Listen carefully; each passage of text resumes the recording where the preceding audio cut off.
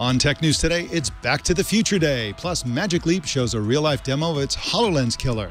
And Apple tells the government, don't ask us to extract user data from a locked iPhone. It's impossible. It's all coming up next on Tech News Today. This is Twit. Bandwidth for Tech News Today is provided by CacheFly at CACHEFLY.com.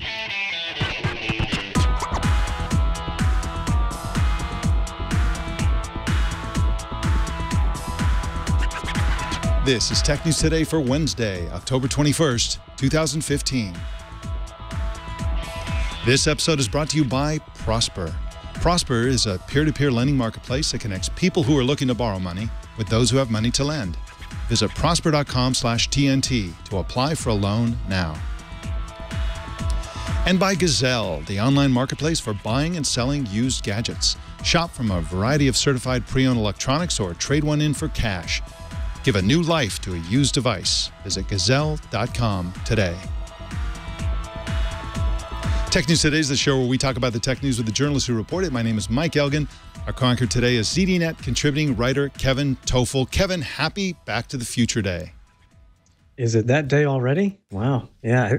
It's been 20 odd years, I think, since that movie came out. Maybe 30. 26 years. 26 years since Back to the Future 2 debuted. And in that movie, Doc Brown, Marty McFly, and Jennifer, the future wife of Marty McFly, go to the future to save Marty's future kids. Let's take a look at a clip from that movie. Taxi cab. What do you mean a taxi cab? I thought we were flying. Precisely. All right, Doc, what's going on, huh? Where are we? When are we? We're descending toward Hill Valley, California at 4:29 p.m. on Wednesday, October 21st, 2015. 2015? You mean we're in the future? Future, Marty? What do you mean? How can we be in the future? Jennifer, I don't know how to tell you this, but you're in a time machine. Welcome to the future, Marty McFly.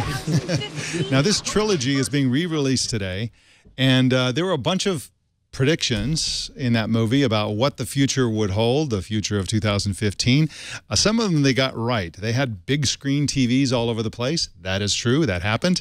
And they had virtual reality, which is more or less, we're going to call it and say, yeah, we have virtual reality nowadays, even though it's mostly prototype virtual reality, Google Cardboard. It's not exactly what they depicted, but in fact, we do have virtual reality, and it's very soon to become totally consumer. They got a bunch of things wrong. There is no such thing as a Mr. Fusion reactor for cars and so on.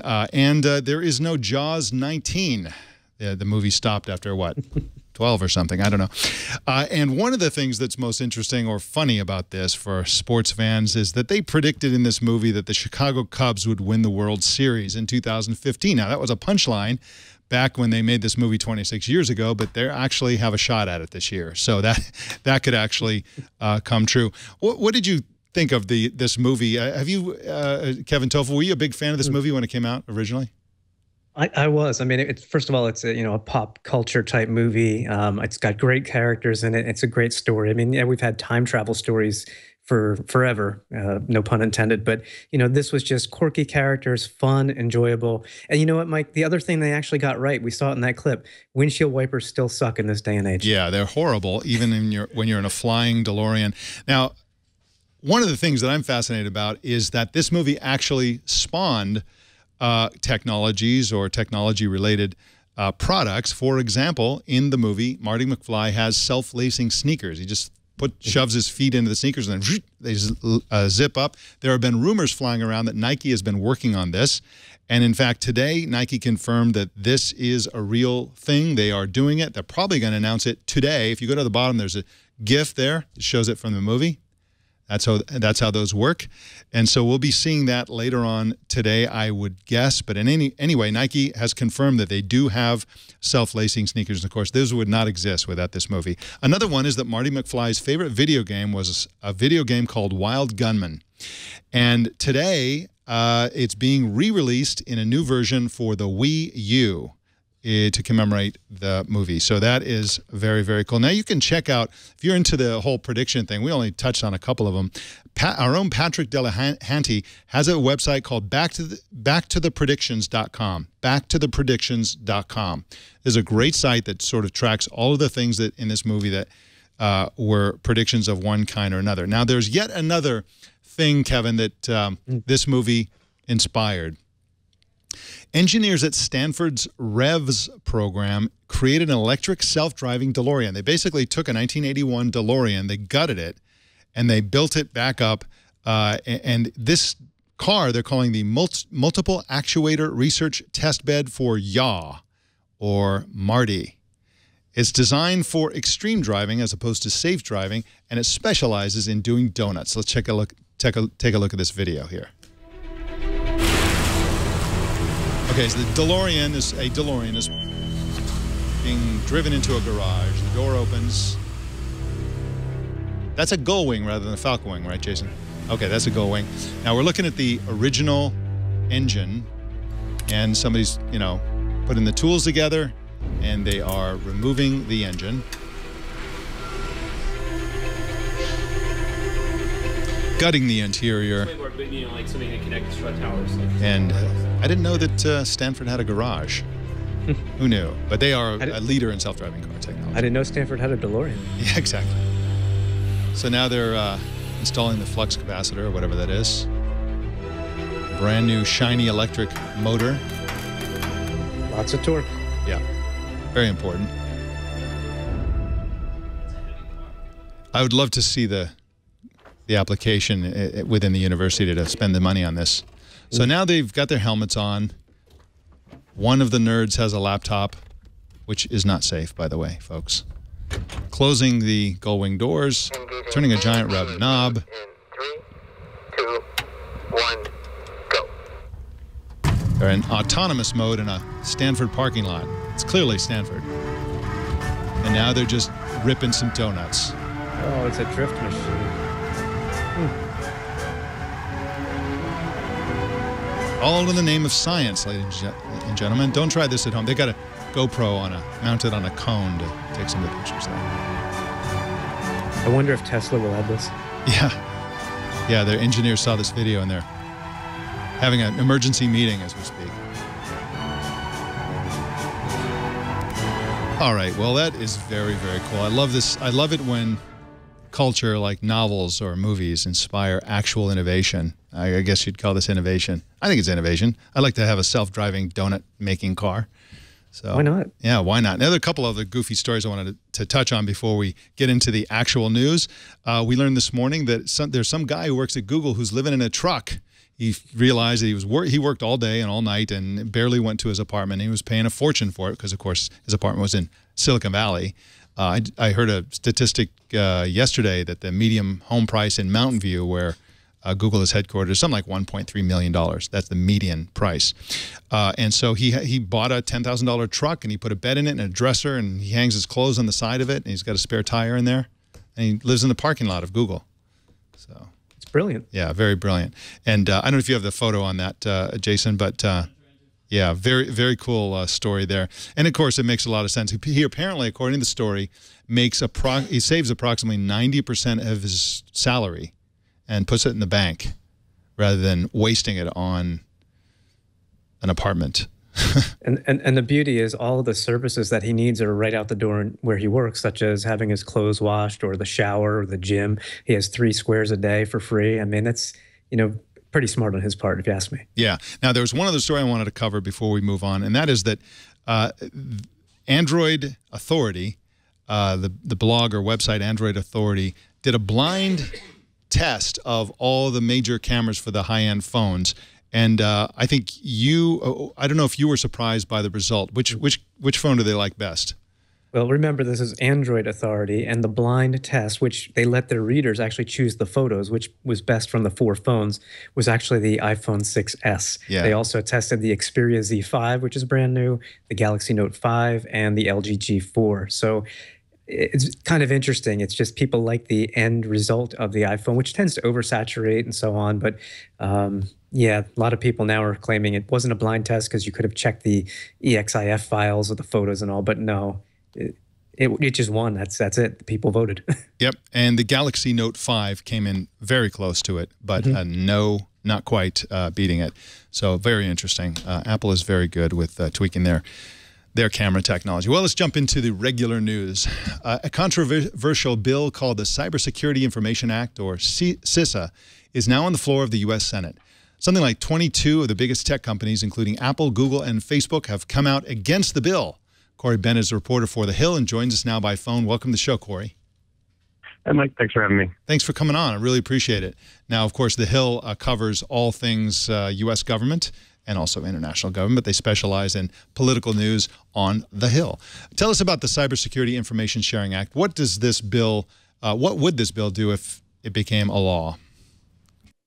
So essentially, the main component of the bill is legal liability protection for companies sharing cyber threat information with the government.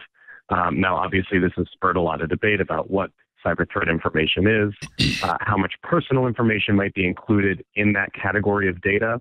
But at its core, it is a bill meant to encourage the exchange of data on hacking, data on cyber threats that companies are seeing, to encourage that exchange between the private sector and the government. The idea being that right now everyone's being hacked, but no one's really talking about how they're being hacked, where they're being hacked from, what they're doing to defend themselves. And as a result, no one really knows kind of what the threats are out there. No one knows how to defend themselves.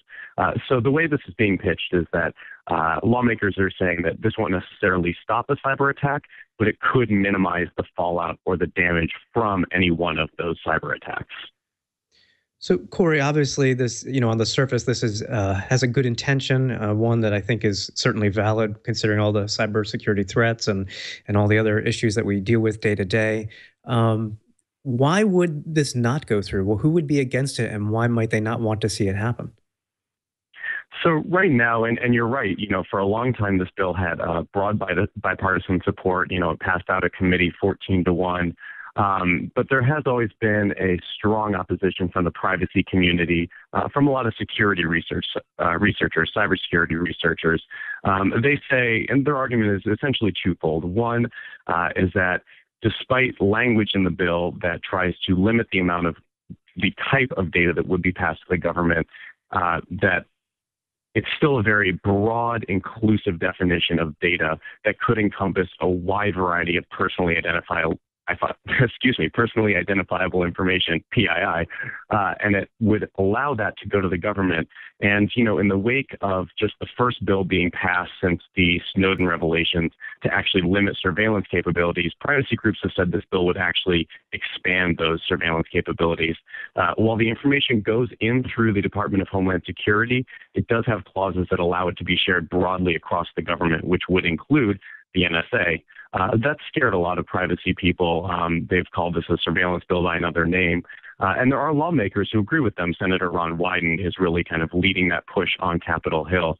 The other prong of opposition from security researchers is that this bill, frankly, is just ineffective, that it doesn't necessarily boost cyber defenses, that the sharing of information doesn't really give them the data that they would need to help bolster cyber defenses across the nation. So there's kind of this two-pronged opposition, and it does have a growing component on Capitol Hill. Senator Bernie Sanders, who is obviously running for president, has come out in opposition to the bill, and he's a very strong voice right now, joining Senator Wyden. There are others such as Senator Al Franken, Dean Heller, who have expressed a lot of concerns about the bill as well. So there is a growing coalition. And as you mentioned, the tech community has kind of 11th hour come in and weighed in as well. And they're not so much strongly against the bill in any form. They're just very concerned about the bill as it is currently written, thinking that it doesn't have the necessary privacy protections and that it's potentially not effective. So that's kind of the opposition you're seeing, and it has grown over time.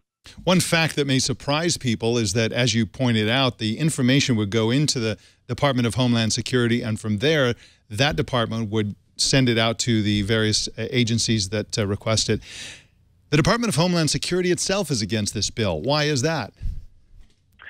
So they are concerned, as of right now, that information and their concerns have been somewhat addressed. Senator Feinstein, who's one of the CISA co-sponsors, one of the bill's co-sponsors, just took the floor to talk about some of those concerns. They have an amendment that would require the DHS to set up essentially a mechanism that would review all of the data that they receive and then do an additional scrub for personal information. DHS has long expressed concerns that the data was not necessarily going to all come through them. That's been a main point of contention. They believe that they should be the ones to initially receive all of the data. They think they're in the best position to determine whether or not the information has been scrubbed of personally identifiable information. And they also have had concerns that this would essentially complicate a lot of what they are trying to do with cybersecurity. DHS is really ramping up their cyber efforts right now, and they're concerned that this doesn't necessarily help streamline and make things more efficient. It's burdensome potentially, and also not necessarily clear in terms of what their cyber mission is. So they have expressed a number of very strong concerns to the bill. We'll see if those have been addressed by the amendments that Feinstein and Senator Richard Burr, who's the other co-sponsor, have put forward and are arguing very vociferously for right now on the floor, are arguing in favor of. I realize that the bill is on the floor of the U.S. Senate, and clearly, we've got U.S. companies that are heavily involved for or against this, as well as government agencies in the U.S., Cory. But, are there any potential implications or tie-ins to anything, any cybersecurity rules or laws or regulations overseas that this could impact? Well, one big thing that Ron Wyden talks about in his opposition is that this bill, if it passes, could harm U.S. tech companies overseas. Obviously, we saw fallout from the Snowden revelations that products became less trusted overseas. U.S. tech products became less trusted overseas. And he believes this could have a similar implication. He believes this could harm competitiveness on a global scale for U.S. companies. And that's a serious concern of his, is if tech companies don't want this, if they think it's going to harm their competitiveness, why are we pushing it forward? The obviously counterpoint to that would be that this is a voluntary program. That's what Burr and Feinstein have kept saying over and over. Feinstein just on the floor said she doesn't understand. Those were her words. She doesn't understand, or it's hard for me to understand, I think is what she said, why someone like Apple or Google would be against this, because they can just opt out. But Senator Burr's point is that this creates a larger air of uncertainty and untrustworthiness around U.S. products that will very much damage their competitiveness globally in a way that we saw in the fallout from the NSA revelations, which companies in the U.S., I think everyone would admit, are still struggling from that. I may want to call my bookie and place a bet as to the outcome of this. Can you tell me whether or not this is going to pass, Cory, in the Senate? Yeah, it's been so many months of will they or won't they, and kind of false starts. My sense is that it will ultimately pass. I think this manager's amendment is going to pass. I think that will get some extra votes over on the Senate side. I don't think it'll win over privacy advocates. I don't think it'll even necessarily win over tech companies, but I do think it'll pull over perhaps some senators who are on the fence. And I do think it does clear this 60-vote threshold. In fact, I'm thinking that it might even clear 70 votes. So my guess is this does ultimately pass, but certainly don't hold me to this. This has been a very unpredictable bill at times. Yeah, absolutely. Well, Cory, thank you so much for joining us. Cory Bennett is at thehill.com and on Twitter at Cory_Bennett with 2 N's and 2 T's. Cory, thanks for joining us today. Yeah, thanks, guys. All right, bye-bye. More news coming right up, but first I want to talk about Prosper. What is Prosper? If you're not familiar with Prosper, Prosper is a peer-to-peer lending marketplace. They invented the peer-to-peer lending marketplace category of financial services. If you think that banks are trustworthy, if you think that banks disclose all the information you need to know about things like loans, if you think that banks are very straightforward about how they charge fees and all the rest, you can go get a loan at a bank, and I also have a bridge that you may be interested in New York. But if you want a straightforward loan, totally Silicon Valley way to get a loan, the Uber of financial services, you got to check out Prosper. And if you are wondering what this whole peer-to-peer lending marketplace concept is all about, just go to prosper.com/TNT and check out what this is all about. It's a great site. There's lots of information there. But the best part of this is that it's a very straightforward loan. What you see is what you get with Prosper. And you can borrow up to $35,000 in as few as 5 days. That's right, just 5 days, and you can have your money. They'll transfer it right into your account. and you can check your rate without affecting your credit score. And so there's no reasons to not go and check this out. Whatever you want to borrow the money for, whatever it is. You want to start a small business. You want to boost your existing business. You want to remodel your kitchen. You want to pay off the high-rate credit cards that come from those banks that have been sticking it to you all these years. Prosper is a great way to save money and prevent yourself from continuing to waste money on those high-interest credit card debt that you have. You can, like I said, check your low rate instantly. It's a 3-step process. You simply put in how much money you'd like to borrow. You tell the purpose of your loan, and then you choose your credit score, click a green button, and they will give you your rate. And you're going to love that rate, and that's locked in. They automatically withdraw the money from your account, and there's no penalty for paying it off early. For up to $35,000 in your account in as few as 5 days, go to prosper.com/TNT. I want you to go there right now, prosper.com/TNT, and check this out. This is the way to borrow money. We'll get some breaking news. Apple's iOS 9.1 is now rolling out. The best feature is the new taco emoji. And, of course, that is a controversial icon because it shows an American taco rather than a Mexican one. But anyway, it's an American taco, I think, is more recognizable to everybody probably. Well, Facebook today plans to unveil a new website called Tech Prep. Its main goal is to help women and minorities get on a software engineering career path. Lindsay Gellman is a reporter for the Wall Street Journal and joins us now. Welcome to the show, Lindsay. Hi, thanks for having me. Thanks for coming on. I really appreciate it. Now, is this mainly aimed at parents to help them guide their kids, or is this aimed at young people to help them guide themselves? So it's a little bit of both. You can go on the site and there are parallel tracks for sort of the parent or guardian who's looking to gather more information about what a career in programming or tech would look like for, their child. Or you could go on as the learner yourself, and there are different sort of age-appropriate sections of the site. So, if you're a younger kid, or if you're a high schooler, or up through any age, the program doesn't have an age limit. So, Lindsay, it sounds like this is more of a like a career preparation tool, as you had just said. It does not appear, at least at this point, that Facebook is actually going to offer any online courses to this audience at all. Or do you think that's even possible in the mix in the future? That's an interesting question. So as of right now, the goal of this site, Tech Prep, is to bring resources and sort of funnel them to people who might not have been exposed to what a career in programming looks like.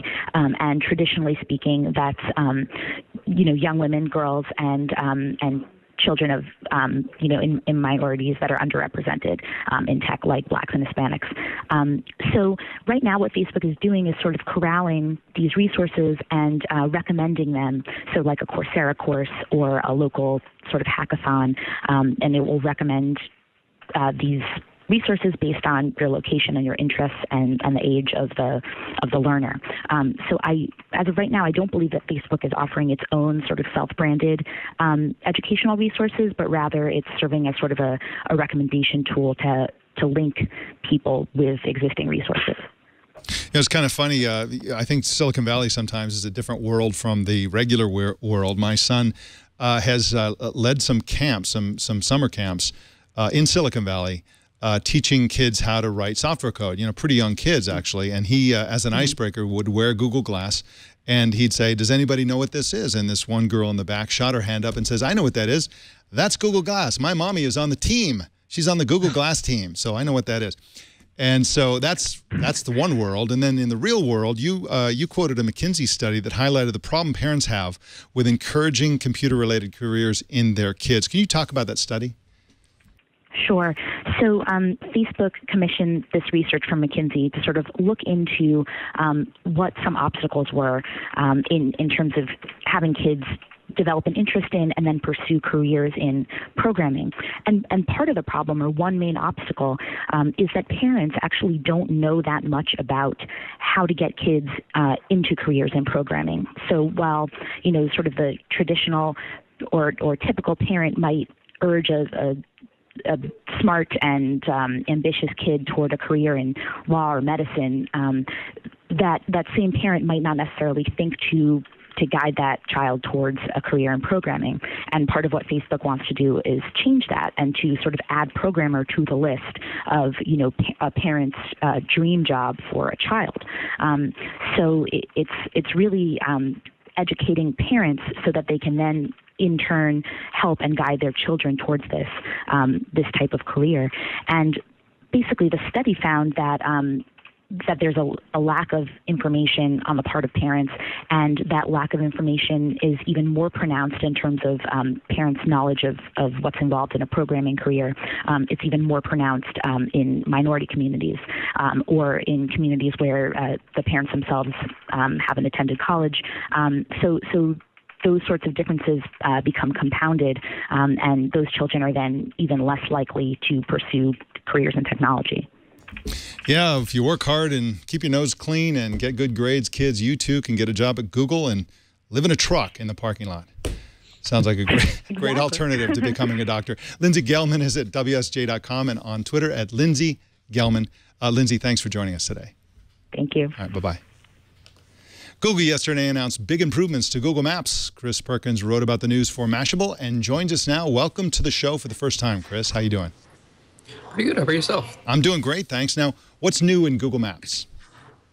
It's pretty simple. It's just they added a little feature where you click on a button and you get to search nearby points of interest while you're navigating.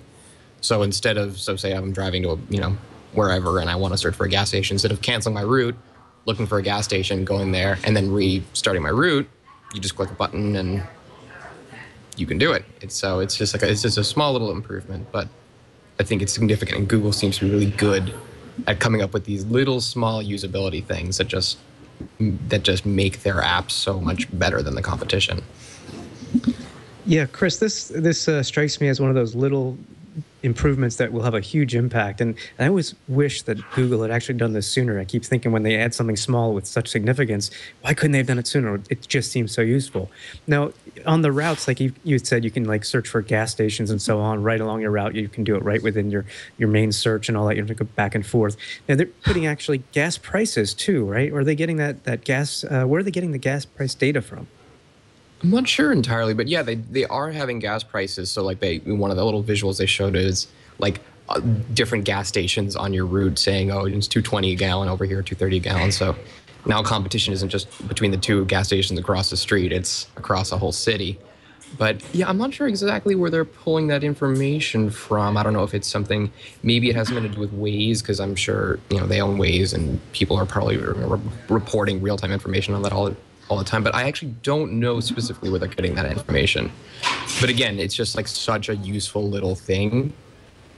It's not a huge, massive improvement, but it's a small little thing that Google Maps just keeps just a little bit ahead of the competition. It satisfies a long-time frustration I'm sure a lot of people have. I certainly have, where, it's like, Google, you know where I'm going. Don't tell me about the gas station that's 2 miles behind me just because it's closer than the one that's 3 miles in front of me. And it just seems like an obvious feature. And I wish a lot more companies and apps would think about this. I had a first world problem this morning going to Starbucks. I like to use the order and pay, which is basically you order on your app, and then you go sauntering in there in a few minutes and just pick up your order. It's already paid for and all that kind of stuff. And I really like the feature, but it wouldn't let me pick the Starbucks I was going to. It wanted to pick one that was, it was 7 miles that way. And even when I was inside the store, it still wouldn't let me select that store. And the way it should work is it should know where I'm going, which direction I'm headed in, and give me the information that's in the way that I'm going. But I guess it's harder than it sounds. And you had mentioned the battle with Apple Maps, and made a reference to the idea that Apple Maps is getting better. Do you think this is the case? Is Apple catching up, or is Google pulling away, or what's happening in the contest between Apple Maps and Google Maps? I think Apple is. I mean, now you have transit directions in a lot of major cities in the U.S. and a couple European cities, and Apple is slowly adding them, and they're pretty good. They're pretty comprehensive. Like in New York, they've mapped out all the subway stations, so it can give you information on where specifically they enter the subway, which is actually again, a stupid little thing that ends up being really useful for New Yorkers. And so it's finally something that's usable. And for me, like I really like the 3D touch because I have an iPhone 6s, and so that for me makes Apple Maps that little bit better because you have some of that little extra stuff you can click on from your home screen just to navigate home without having to input at your destination. And again, it's a small little thing. It saves you 20 seconds, but it's something that kind of it puts them a little closer. But for me, I think it's going to be a while before they catch Google because there's so much data they don't have. They still are, they really don't, transit directions are only in a few cities right now, and they'll need to get information on a lot more. And, especially in Europe and in Canada and in pretty much everywhere that's in the US, it's a lot of data to collect, and it's very time consuming and expensive. Yeah. So I think Google is just going to kind of always have the edge because they collected that data years ago, and now they're ubiquitous. Yeah, and it's just what you use. It's. I think Apple has to they would have to offer a lot. They'd have to do something so clearly ahead of Google to get people to say, okay, for people in mass to go, okay, Apple Maps is better. Right, exactly. Good point. The one advantage Apple has, of course, is that it's the automatic default if you're using Siri or something like that. So that's one advantage that they have, which doesn't necessarily make them better. It just makes them easier to get at. Chris Perkins is at Mashable.com, and you can follow him on Twitter at Chris_Perkins1. Chris, thanks for joining us today. Thank you. All right, thanks for having me. In product update news, Yahoo revealed the details of a new deal with Google yesterday. The agreement has Google providing Yahoo with search ads, algorithmic search, and image search for both desktop and mobile devices. Yahoo's deal with Microsoft is still in place, believe it or not, and Yahoo will decide which search queries to send to Google and which to send to Microsoft. They're not locked in either way. This seems like an unusual thing to me, Kevin Tofel. They're essentially playing both sides of the fence. They can use Bing, they can use Google, they can mix and match. They can use one of them for a month and use the other one for the next month. They can split it up. They can do anything they want. Yeah, this is, like you said, this is a perfect example of playing both sides of the fence. But let's face it, Yahoo doesn't have what Microsoft and Google both have, and that is mobile and desktop platforms and devices. So they're kind of beholden to whatever partners they can work with. And Google and Yahoo worked together in the past. There were some antitrust issues back in 2008. Then Yahoo went with Microsoft for exclusive, I think, for the past several years. And now they're going to siphon some of that back to Google. I'm not sure what the reasoning is. I just think they're trying to figure out what's best for them. Yeah, I think that's probably correct. We'll see which one they bias when they actually send the searches in one direction or another. Well, Microsoft gets a lot of attention for its HoloLens augmented reality project, but another company called Magic Leap, which is, by the way, backed by Google, is doing something similar. It's kind of an augmented reality goggles system.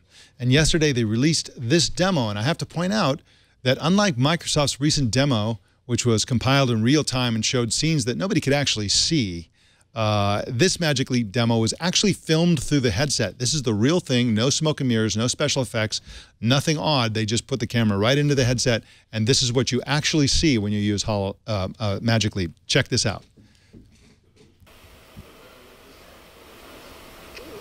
This video was shot on October 14th, 2015. We see some sort of like cartoony alien under the desk hiding. So it's a real desk, real office, but it's a virtual or augmented reality alien. Now we see this solar system, a representation of the solar system hovering over someone's desk. And the woman working at the desk doesn't have HoloLens on, so she can't see the planets getting ready to clock her upside the head. Yeah. Yeah, the detail's great, and as you move around, as you bob and weave, the perspective of it changes accordingly, so it really does create the illusion that this mini solar system is floating there. Kevin Tofel, I wonder if the actual solar system has a little white line behind the planets to show the... Oh, yeah, there's just too much light for us to see it here with our naked eye, I'm sure. Yeah, Magic Leap, this is pretty interesting technology. Yeah. But I keep coming back to the cost of these things, which obviously early adopters, we know we pay a high price. I still can't get over how impressed I am with a $20 set of Google Cardboard, quite honestly, which now works with iOS as well as Android. I mean, I have a blast with this thing. It seems to me that something like Google Cardboard could work a lot like something like Magic Leap or HoloLens if you had the Project Tango technology that Google has for indoor 3D mapping. It has to know where the stuff is. For example, we saw that that little alien was hiding under the desk. The software has to know exactly where the desk is and what the surface is and the fact that there's space underneath it. It has to be able to detect all that in real time and map it and keep track of it. And so that's some pretty gnarly number crunching. That's a lot of compute power that's required. But again, I think that Google's working on that with Project Tango. And so if they could build that into the phone, then something like a super cheap $6 pair of Google Cardboard type headsets could create an illusion like this. But I think we're years off. I think the first round of this is going to be something like Oculus Rift, which itself is virtual reality, not augmented reality, but slap a camera on the front or some sort of sensor to detect the location of things in front of it, and then suddenly it becomes augmented reality as well, sort of. So very cool. Exciting time to be waiting for these companies to ship something. Well, in mergers and acquisitions news, storage giant Western Digital has agreed to buy flash memory chip maker SanDisk for about $19 billion. I love this story, Kevin Tofel, because basically the old and busted company is quickly buying the new hotness in terms of storage before their value and the value of their whole business plummets to the point where they can't afford it. Yeah, it's interesting to see who's buying who these days. I mean, just last week, I think it was, we had Dell and EMC, for example. So there's a lot going on here, a lot of money flying around. 19 billion for this. Dell EMC was $67 billion. And I guess that's one way to stay in business. If you're flailing, just buy a better company. Yeah, absolutely. And I kept asking all week last week, how is it that a smaller company bought a bigger company? And the valuation of Dell is less than half that of EMC, and yet Dell bought EMC. EMC didn't buy Dell. And I've been doing, yes, it is. And I've been doing a lot of research. And the bottom line for anybody who's curious about that previously unanswered question is, drum roll, please, the fact that Dell is private. They can do stuff like, and the reason that EMC had to sell to Dell is because they are public. So on the one hand, you have a company that is not at the mercy of its shareholders and does not have to show this short-term revenue and profit and all that kind of stuff. They can think long-term. They can make these big bets. They can borrow tons of money. And they don't have all these activist investors breathing down their neck. EMC, on the other hand, they're like, come on, show us the money, show us the money. And they're like, all right, our only option is to sell to EMC. I'm looking at my prompter here and it says Gazelle. They're not selling to Gazelle. Although they'd get a lot of money for that device, wouldn't they? So that's the bottom line. Dell is private and privately held. And now they have the maneuvering room to do something crazy like that. So. What a world. All right, well, we do have more news coming up, and we do have an ad from Gazelle that I want to tell you about. Now, of course, everybody knows Gazelle. They've been around for a long time. It's a great place to sell your used device. If you're not selling your used devices to Gazelle, I don't know what to tell you. It's like no downside to it. It's the greatest thing ever. It's super easy. They give you lots of money for your device. It's great for the environment because it gets that phone into the hands of somebody who's going to use it rather than having it collect dust while somebody goes and buys a new phone that has to be manufactured with this, this bad for the environment process. But I want to talk to you about Gazelle as a place to buy a device. And you might think, oh, no, I want to always buy a brand new device. I want to rip the shrink wrap off and I want that brand new device. And that's fine. That's your choice. You can do that. But I'd like you to consider buying a previously owned device from Gazelle simply because they have a money-back guarantee. If there's anything you don't like about the device you buy from Gazelle, you got 30 days and they'll give you all your money back. There's literally no risk. And the benefit, of course, is that if you've got a budget, you got a certain amount of money. Let's say you're going to spend $300 on a device. That's your budget. You're not going to spend $1,000. You're going to spend $300. Okay. The question is, when you go to buy that phone, what's the best phone I can get for that money? What's the best phone you can get for $300? Okay, you will get a better phone on Gazelle than you can buying a brand new phone. Period. There's no comparison at all. Buying a phone from Gazelle will get you more phone for the money, and unless you've got an unlimited budget, in which case I'd like you to buy me a phone as well, buying from Gazelle is the only way to go. So give new life to used electronics. Trade in for cash, or buy certified pre-owned. You can trust Gazelle, and even if you don't trust Gazelle, you don't have to because they have a money-back guarantee that will refund all your money. And once you've used Gazelle, you'll learn to trust them because they are a great company that will give you top dollar for your used device, and they will sell you an awesome device at a much lower price than you could than you'd pay anywhere else. Visit Gazelle.com. That's GAZELLE.com, and do it today and check it out. Just go check out the website. In courtroom drama news, Apple told a federal judge yesterday that it would be impossible to access user data on a locked iPhone running iOS 8 or iOS 9. Specifically, if the government provided Apple with a password-protected iPhone and said, here, Apple, get the data off of this phone, Apple would physically not be able to extract the user data, according to Apple. Kevin Tofel, do you buy this? Are they telling the truth here? Is it literally impossible for them to get data off of a password-protected phone? I don't know that I would say impossible, but I would say highly improbable. If the data is all encrypted, the data would be encrypted in iOS 8 and iOS 9, because that's really when Apple started up with the privacy, pitch right after the Snowden leaks and so on. So I suspect this would be a challenge. In fact, BlackBerry's faced the same situation several times in many countries, and they're like, hey, we don't have the keys for this. That's between the users. That's not our thing. So I suspect Apple's telling the truth here. Yeah, and if you have a phone running an operating system before iOS 8, Apple said, just bring it to us. We'd be happy to hand over the data. So take that, people who are not upgrading like we told you to. Channeling Apple there. I've got some big numbers for you today. 100 million. That's how many monthly active users Google says its Google Photos service has after being launched just 5 months ago. That is a lot of people, 100 million people. But, it's a pretty hard sell they've got here, Kevin Tofel. I mean, Google Photos is it's a pretty great service. Unlimited storage, potentially, if you accept their offer to compress your photos. And it's automated, so it's just automatically upload the photos. Do you use Google Photos yourself? I do, and that's kind of actually a question I was going to pose back to you. I'm wondering about this number because most of the Google Plus people, that audience, kind of got pushed over to Google Photos. It's now built in. The old Photos isn't there anymore. It takes you to Google Photos. And I wonder what this actually says about how many Google Plus members there actually are, since we all know it's a ghost town. Yeah, exactly. This is part of the tragedy. I mean, I always talk about Google Plus, and I like Google Plus a lot, and not because everybody's there, because absolutely everybody is not on Google Plus. There's no question about that. If you want to go look at your relatives and friends and old high school buddies, they're not there for the most part. And so I always say that Google Plus is awesome because it's better. It's just better. The quality of, there's no ads. It's cleaner design. It's a better service. And this is another example of people, didn't really use the photo option in Google Plus unless they were diehard Google Plus fans. And now they have Google Photos. Everybody loves Google Photos, but I got bad news for you, folks. The photo tools in Google Plus, the one that they killed in favor of Google Photos, was way better than Google Photos.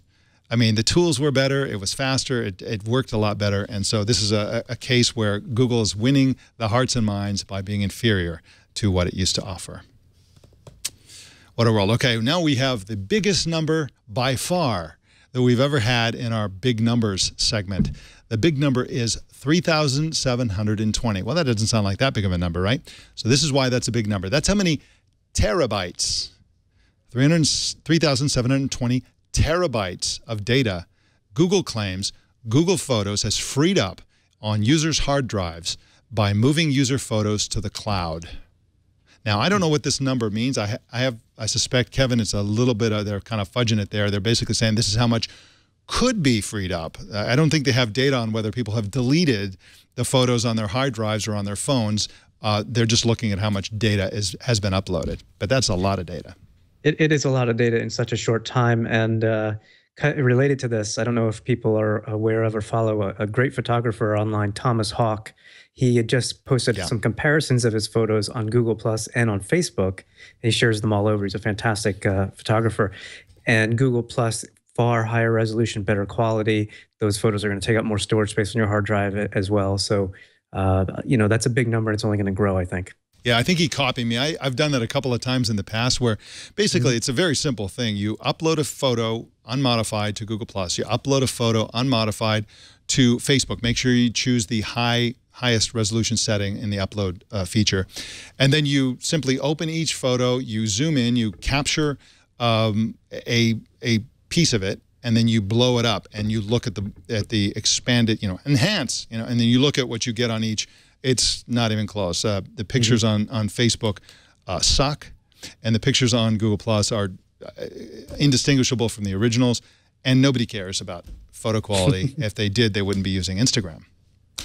So, all right, well, enough of photo madness. Let's talk about our TNT fan of the day, who is Jonathan Henson in Port Townsend, Washington, who posted this picture on Google+. He's in this picture watching Tech News Today while working and riding the Amtrak down the west coast of the United States. And yes, Europe, America does have trains.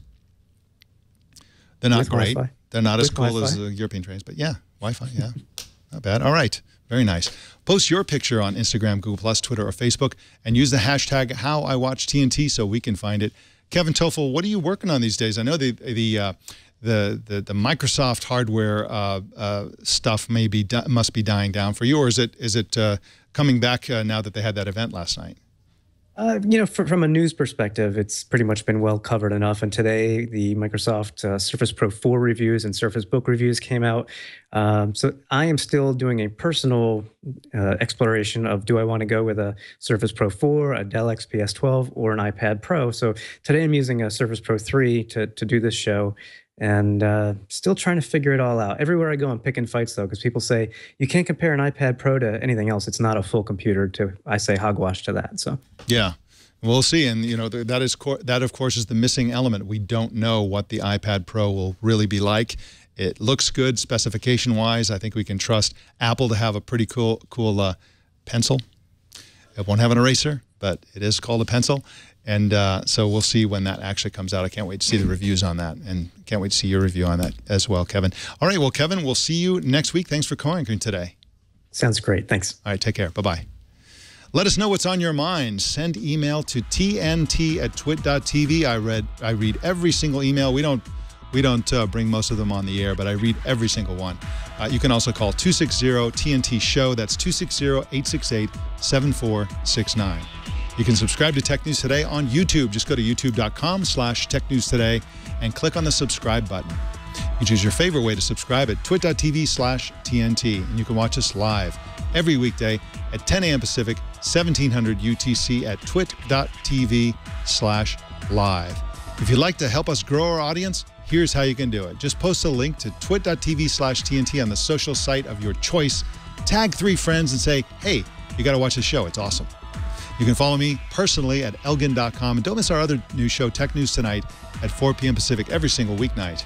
And that, ladies and gentlemen, is the Tech News Today. This show is produced by Jason Cleanthus and edited by Anthony Nielsen. My name is Mike Elgan. Thanks for tuning in. We'll see you tomorrow.